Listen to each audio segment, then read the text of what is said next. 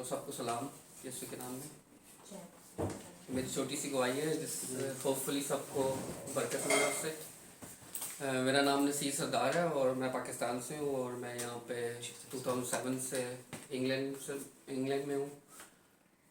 और बचपन से जब से हम लोग पैदा हुए तो रूहानी फैमिली में पैदा हुए हैं, तो एवरी टाइम चर्च जाना, संडे में और सारी मिनिस्ट्रीज में इन्वॉल्व होना। लेकिन अचानक पता नहीं 22 इयर्स का जब मैं हुआ तो मैं खुदा से दूर होता गया।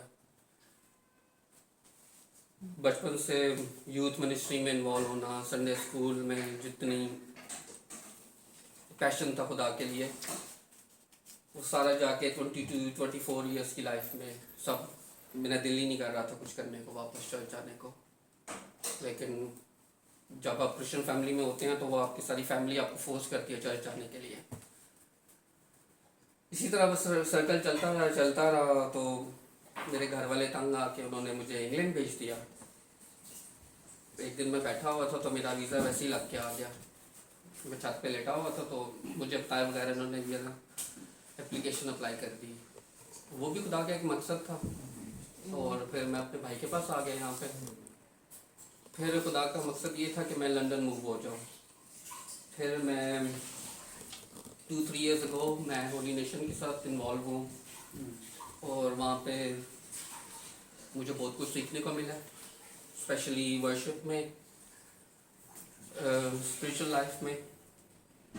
और खुदा उनका बहुत शुक्र हो सारे बहन भाइयों के लिए जिन्होंने मेरी हेल्प की है सिचुएशन से बाहर आने के लिए। बस ऑन एंड ऑफ का टाइम ऐसे लगता था कि मैं वापस कभी नहीं आ सकता। ऐसे जिस तरह होता है कि जिस तरह होप बिल्कुल इंसान हार जाए। एक दिन तौबा की है, नेक्स्ट दिन दोबारा से वही काम, फिर तौबा की है, फिर से वही काम दोबारा से। इंसान चाहता है कि नहीं करना चाहता, क्योंकि आपको पता बाइबल में लिखा हुआ है कि ये खुदा से दूरी पैदा करता है ये सारी चीज़ें। लेकिन आपके ऊपर आपकी बॉडी का जो कंट्रोल होता है वो ओवर हो जाता है। लेकिन मेरा ईमान था शुरू से कि खुदावंद मुझे बचाएगा और खुदावंद ने बचाया है मुझे। और शुक्र हो खुदावंद का कि मैं नशों में और दूसरी चीज़ों में लग गया था, लेकिन खुदावंद मुझे बचाया। और कोई भी इंसान होली नहीं हो सकता खुदावंद यीशु मसीह के अलावा। हम बड़ी कोशिश करते हैं कि हम होली हो जाएं, लेकिन नहीं हो सकते। हम कोशिश कर सकते हैं, लेकिन हमें कोशिश करते रहना चाहिए। और जो खुदावंद बोलता है हमें उसकी आवाज़ को सुनना चाहिए और उसको फॉलो करना चाहिए। और मैंने देखा कि जब हम खुदावंद की आवाज़ सुनते हैं और उसको इग्नोर करते हैं तो हम नुकसान ही उठाते हैं। या हमारा टाइम वेस्ट हो जाता है, या हमारी लाइफ से जो चाहने वाले होते हैं वो चले जाते हैं, या कुछ ना कुछ होता है ज़रूर। तो इसलिए मेरी सबसे रिक्वेस्ट है कि खुदावंद के साथ सही तरीके से चलें और जो खुदावंद कहता है आप उसकी आवाज़ को सुनें। और इस गवाही का मकसद सारा ये है कि खुदावंद के नाम को इज़्ज़त व जलाल देना। कोई ऐसी बढ़ाई नहीं थी मेरे बारे में कि मैं बढ़ाई करता, लेकिन खुदावंद का शुक्र है खुदावंद डिफरेंट प्लेसेस पे लेके जा रहा है। और I am not worshipper, but खुदावंद डिफरेंट प्लेसेस पे लेके जा रहा है और खुदावंद यूज़ कर रहा है।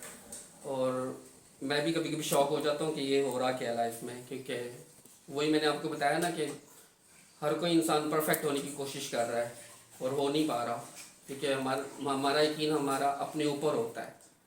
और हमें जब इस सिचुएशन में होते हैं तो हमें ये यकीन रखना चाहिए कि खुदावंद ने सलीब पर हमारी खातिर जान दी है, और उसके अलावा हम उस सर्कल से निकल नहीं सकते। जो मेरे अपनी लाइफ का एक्सपीरियंस है, क्योंकि मैंने अपने ऊपर ट्रस्ट किया हुआ था और मैं फिर से दोबारा उसी सर्कल में जा रहा था।